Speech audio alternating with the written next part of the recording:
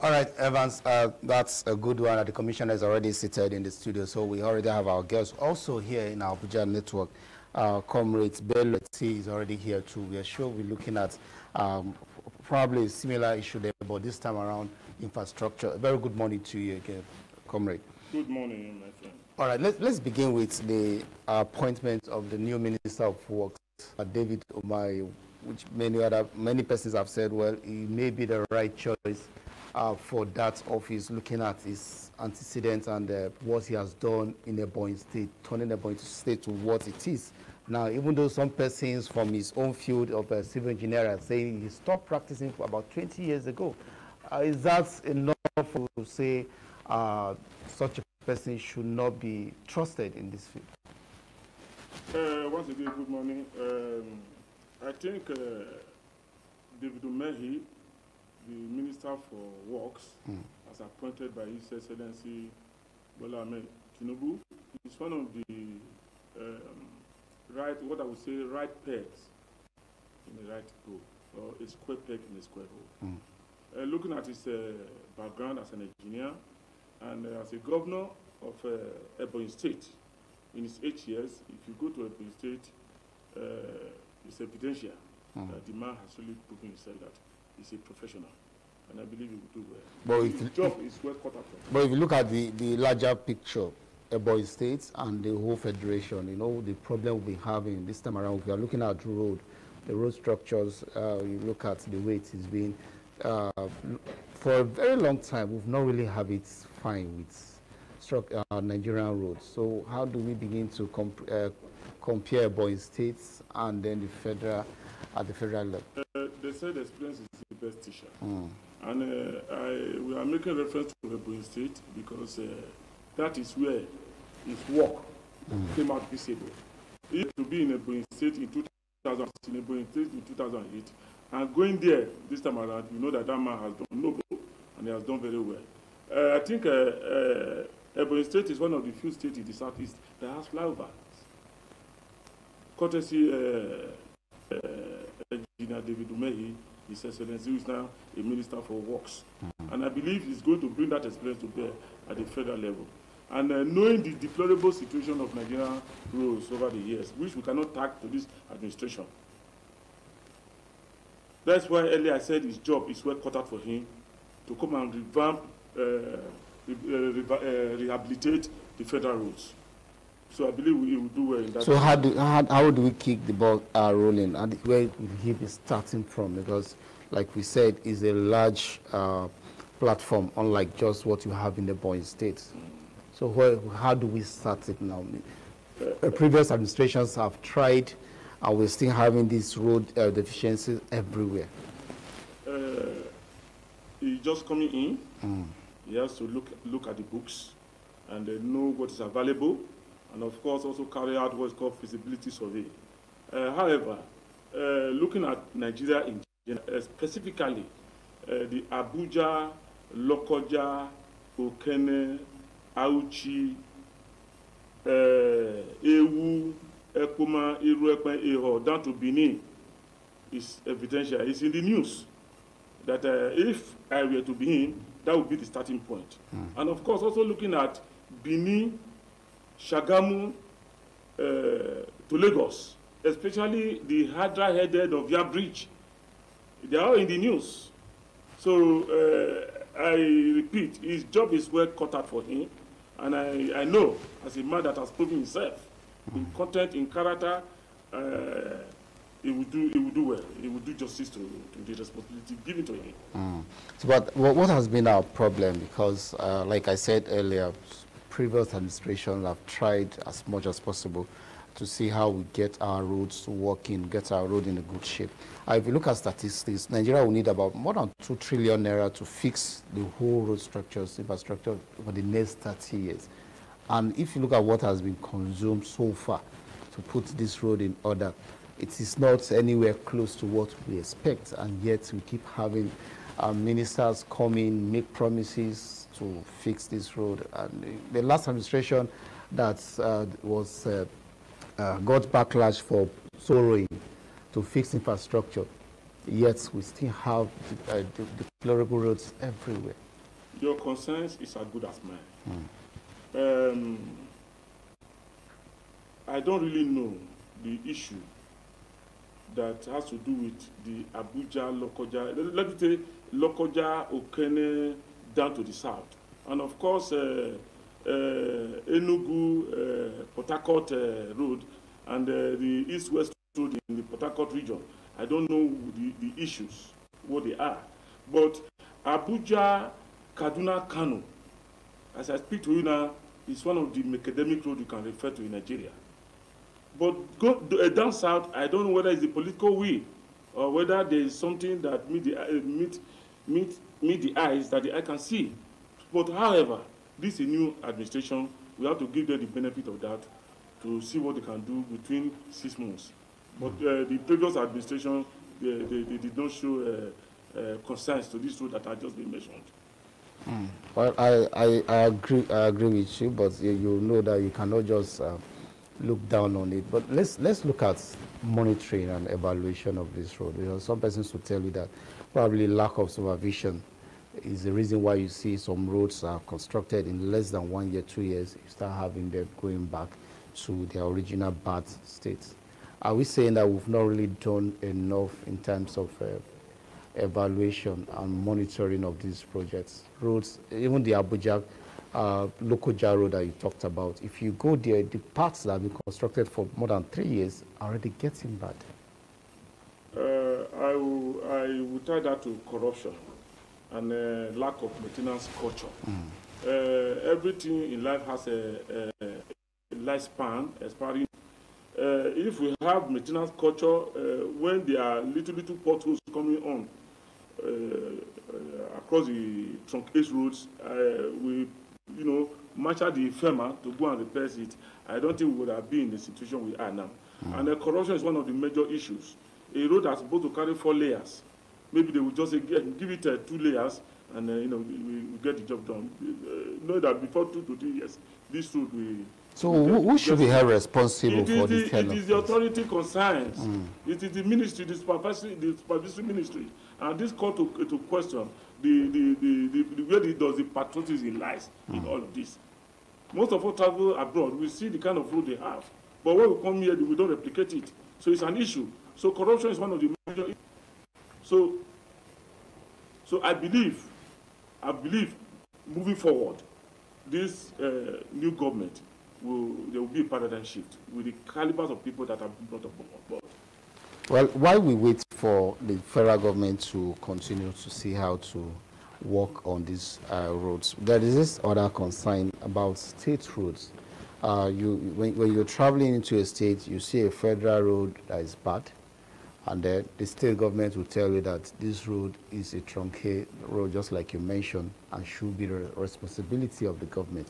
We have cases where some states have actually even tried to see how they can maintain some of those federal roads with the hope of getting reform from the federal government. Now, what role does the states have to ensure that we have the inter-roads in states repaired? You made mention of Edo State. I know there was an incident that happened recently where the governor's convoy was stuck inside the flooding due to bad road. Now, how do we begin to hold even state governors accountable for them to ensure that they also fix their own roads? Everybody cannot come to the federal to stay. So, but if you are living in the state, you should be able to enjoy same facilities. They are the same infrastructure that we have in the federal level. Just as you succinctly put it, some of the major roads that cut across states or other states are federal roads, which is Trunk A road, where the Trunk B road belongs to the government, of course the Trunk C road, local government. Development creates another problems for different states as regards to their peculiarity. Sometimes the citizens are also problems to this issue that we are trying to discuss here today. When you block drainage, build on sewage, when you cut corners, and nature, you cannot cheat nature. By the time rains are the major problems that destroy roads, especially in the rainy season. When you block all these sewages and there's no, the flood erosion cannot find its way. Essentially, they will cover the road. So the citizen must also be alive to their responsibility, civic responsibility, to know that this is our responsibility. We should ensure that the environment belongs to all of us. And of course, this also called to question that the governors in all the various states across the federation must also be alive to their responsibilities. We are quite aware that some of them always raise their alarm that they have positive of funds. Yes, it's quite understandable.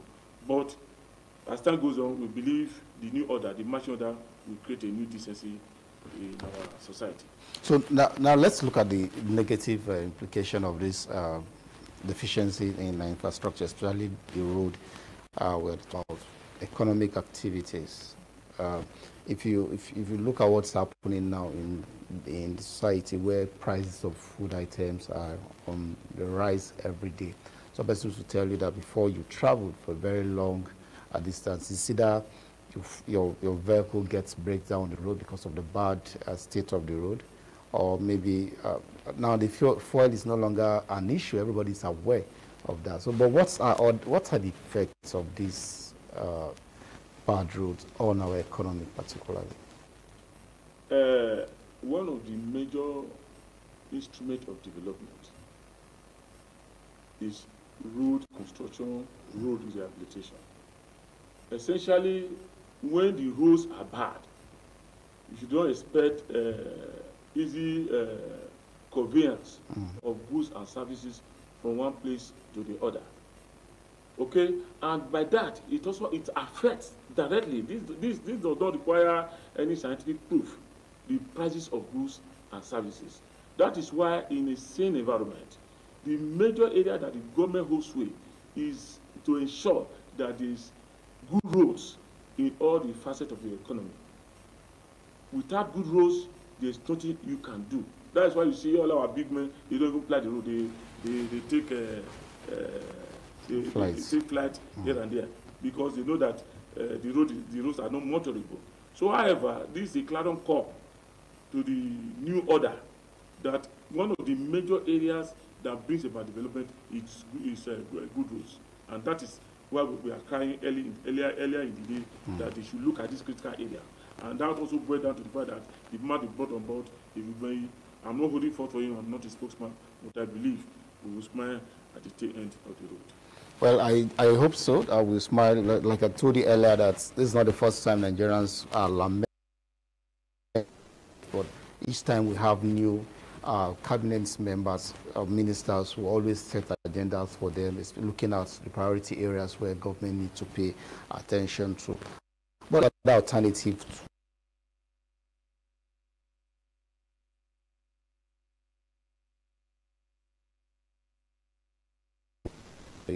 one major form of transportation until we had this incident along the Abuja Kaduna Railway, where the train was attacked and service was suspended for some time. And so many persons even lost confidence in traveling on train because of the insecurity, even though we keep having it on our major road. Now, how do we begin to put less pressure on these roads? If you see where you have trucks heavy traveling on these roads that are not even well constructed. Now, can we now have an alternative that is working perfectly so that we have less pressures on this road? Okay, you talk of alternative. Even the rail issue, which was presumed to be alternative, ended in a controversy, because you cannot build road from railway from Abuja to Kaduna by extension to Maradi in Niger. You said that is for the interest of Nigeria. So that is an issue that will be a bigger topic for another day. When you talk of alternative, which is the key word of your question, is that if you look at Lokoja, Ukene, Upila, Auchi, downward, the coming of whether boa industry that uses cement in that area has put a lot of pressure on that road. However, Nigeria is not as busy as Germany, as the industrialized countries of the world. So what the alternative, which you just mentioned, is that we should move from asphalt road to concrete road because of the nature of the heavy duty that applies that road. I think that it should be the focal point of the new administration, that we should start seeing concrete road. It lasts longer, it's more water resistant to tears and abrasion. So it's very key. The alternative we should also mention as in railway, I don't think we are not seeing it today. We know what happened in Kaduna where the terrorists attacked this. Nobody is having confidence to travel through that road. So anyway, security is very key. Nigeria, not to say Abuja, Kaduna. No, Abuja, Kaduna is not Nigeria. Is there anyone that run from Abuja to Lagos, Abuja to Port Harcourt? There is none. So I believe holistically, all this will be put together. Thank God that we also have a viable person in the Ministry of, I think that doesn't fall under the Ministry of Transport. So as days go by, we hope to see. The alternative you mentioned now, like I said earlier, that the cost of road construction or infrastructure generally will cost Nigeria about over 2 trillion naira in the next 30 years for us to actually fix that deficit. Now, let's look at the cost of construction in Nigeria. You made mention of the concrete surface. Is it more affordable to what we have now? Sometimes I laugh. You see, nothing is impossible if you have the political will. Most of us have the opportunity of traveling to Togo here, Republic of Benin, Ghana, that don't have what we have. You understand me? If we can take care of the corruption in the system, you talk of 2 trillion naira in 30 years. 30 years. You should be talking of 2 years. What is 2 trillion naira? $2 trillion. $2 trillion. You should even be talking of 5 years with that amount of money. Nigeria is a big country. All the roads in Nigeria, except the ones in the north, because of the nature of the weather. But in the south, there are nothing to write home about. I don't know where you come from. I don't know when last you traveled home. Most of you that are based in Abuja yet. So the roads are bad. By the time they open the books, they will know what we are talking about. So the budget, the amount of money you have on ground will determine the kind of road we are going to fix. So when we get to the bridge, we shall cross. No, but I just want to get something right because most persons may not really understand. But I've seen concrete roads in Lagos, and I know the Dangote and the rest of are trying to duplicate that also. So it's refinery and the other places. The cost effectiveness of it is what we are looking at. If you've been traveling along the roads where we have large rocks and other, the companies who are engaging in road construction use more of our natural resources to do that, even though they are being paid for those services. Now, how do we begin to cut costs and ensure that we have good roads? Or should we be having that budgetary allocation at the end, the roads still be the level they are today? Nigeria has the money to build any kinds of road, whether macadamic or whatever. We have the money to build that kind of road. What is there is I said it earlier, is the political will. However, it is not all roads that are going to be concrete roads. Okay. I'm talking of a major road that we know that carry heavy duty, like Abuja. I don't know whether you have traveled along this Abuja, Abagana, Lokoja, Okene road to Ukbila. Because of that heavy duty truck that moves not in hundreds, they move in thousands. So the pressure on the road need a solid road, a solid concrete road of the heavy duty that plies that road. That's what I'm talking about. Other roads that are not heavily plied by motorists can take the usual asphalting, but this major trunk 8 road that are like marinas, we should use concrete road for durability. It's for our own interest, it's for our own good. We are not doing it for Americans to come and fly or to come and use for the usage of Germans. It's for Nigerians. And the more the roads are well concreted, the more the durability. It can last for 50 years. It can last for... And of course, I have the opinion that if a contract is being given for road construction to, for example, like Julius Berger, they should also build in it the maintenance of that road for another Yes. Not that when they finish the road, they just hand over and they go away. They not leave it to FEMA to yes. come and start doing When it. I was growing up, there's what's called road makers.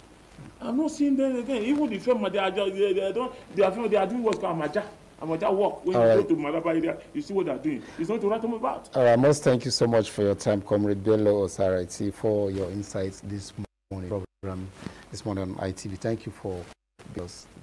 Thank you.